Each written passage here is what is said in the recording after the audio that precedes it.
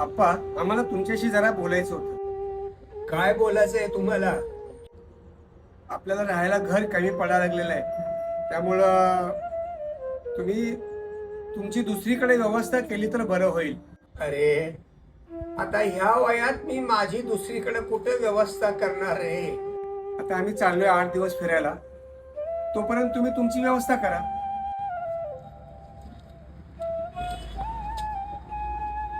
आप्पा, तुम्ही अजून इथंच आहे?